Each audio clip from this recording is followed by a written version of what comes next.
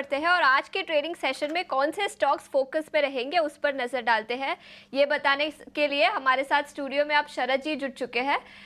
शरद, बताएं कौन से स्टॉक्स फोकस में रहेंगे। आरबीआई पॉलिसी भी है तो उसके चलते भी कई स्टॉक्स और सेक्टर्स फोकस में रहेंगे, बताएं। जी बिल्कुल। आज housing finance, real estate companies, BFSI companies, interest rate sensitive companies तो फोकस में रहेंगे, लेकिन बहुत सारे और भी खबर आ रहे हैं ऑर्डर्स को लेके, ब्लॉक डील्स को लेके। तो मैं बताना चाहूँगा कि आज जो है न्यूज़ फ्लोज बहुत जूसी है।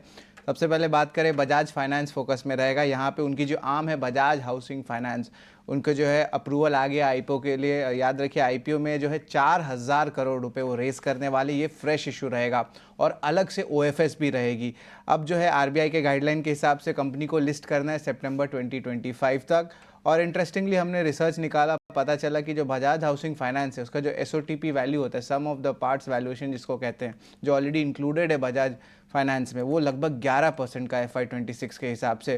तो ऑफकोर्स एक इंटरेस्टिंग अपडेट यहाँ पे देखने मिलेगा।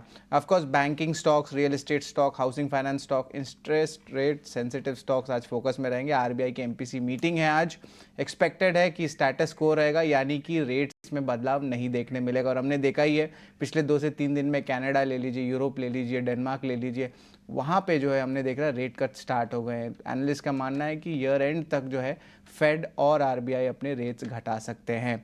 विप्रो भी फोकस में रहेगा। आईटी स्पेस में जो है बड़े डील्स अब आने लगे हैं। यहाँ पे देखें तो $500 मिलियन, यानी कि आप कह सकते हैं 4,200 करोड़ के ऊपर का वैल्यू मिला है 5 साल का, एक यूएस कम्युनिकेशन सर्विस प्रोवाइडर से।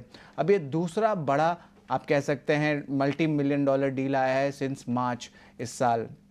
अब बात करते हैं पीवी फिनटेक के। यहाँ पे नेगेटिव न्यूज़ फ्लो आ रही है। सेबी ने इशू किया शो कॉज नोटिस उनके चेयरमैन और सीईओ आशीष दहिया को। लगभग $2 मिलियन का एक इन्वेस्टमेंट हुआ था यूएई बेस्ड कंपनी में, उनके दुबई आर्म के थ्रू। इसके अलावा जो है कंपनी ने कहा कि नोटिस पे फाइनेंशियल इम्पैक्ट कंपनी में कुछ नहीं पड़ेगा। लेकिन कल एक ब्लॉक डील भी हुआ था जहाँ पे टेंसेंट ने लगभग 0.73% स्टेक, जिसका वैल्यू आता है 415 करोड़ रुपए, उसकी भी बिकवाली की है। लास्ट मंथ भी टेंसेंट ने जो है बिकवाली की थी, लगभग 1.2% स्टेक की। तो बहुत सारी नेगेटिव न्यूज़ फ्लोस कंपनी में देखने मिल रही है। फार्मा स्पेस में भी जो है एक्शन देखने मिल रहा है, और हमने पहले ही बताया था कि जो प्राइवेट इक्विटी स्पेस में ये बहुत अट्रैक्टिव लगता है। मैनकाइंड फार्मा, इनके एक कंसोर्टियम है, एक कंसोर्टियम है वार्बर्ग पिंकस और क्रिस कैपिटल की, और दूसरा है मैनकाइंड फार्मा टीपीजी ब्लैकस्टोन का, जहां पे वो अक्वायर कर सकते हैं बीएसवी ग्रुप। अब बीएसवी ग्रुप है आपका Bharat serum and vaccine limited. Interestingly doctor Reddy's भी जो है इस फ्रेम में आ सकता है और एक्स्ट्रा टाइम इस बिड सबमिशन के लिए मांग रहे हैं।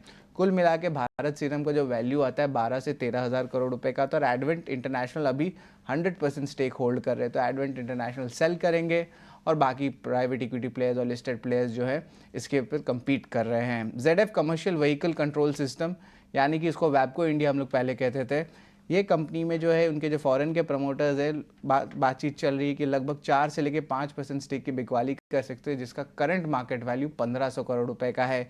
इनके जो प्रमोटर हैं जर्मनी बेस्ड है, इनका लगभग 75% स्टेक है ZF ग्रुप का।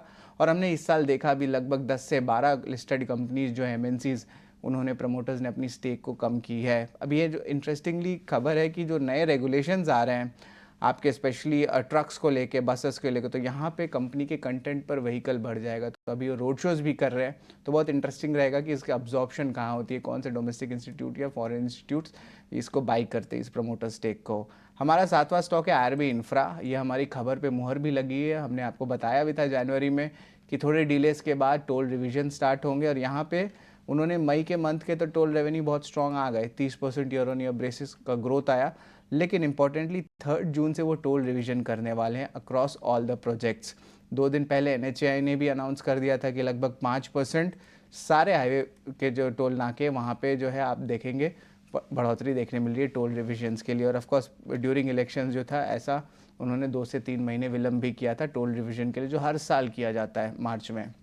डिक्सन टेक की बात करें तो ऑफकोर्स कल जो था मार्केट आज के जस्ट थोड़ा पहले उनके HKC कॉरपोरेशन के साथ एक करार किया था। RVNL भी फोकस में रहेगा। इनको NTPC से बड़ा ऑर्डर आया है, लगभग 500 करोड़ का आया है, तो स्टॉक को ज़रूर रडार में रखिएगा। और आखिर में ICICI बैंक फोकस में रहेगा। हमें पता है कि ICICI सिक्योरिटीज़ के साथ जो है डीलिस्टिंग हो रही है, पर थोड़ी विवाद आ रही है अलग अलग सेक्शंस ऑफ द मार्केट में। लेकिन यहाँ पे सेबी ने इशू किया एडमिनिस्ट्रेटिव वार्निंग, जहाँ पे जिस तरह बैंक ने आउटरीच किया था कि उनको जो है अप्रूव करें अलग अलग शेयर होल्डर्स को या रिटेल को कि किस तरह वो डीलिस्ट कर सकते हैं आईसीआईसीआई सिक्योरिटीज़ को। तो एक टाइप से वार्निंग आया है सेबी से आईसीआईसीआई बैंक को।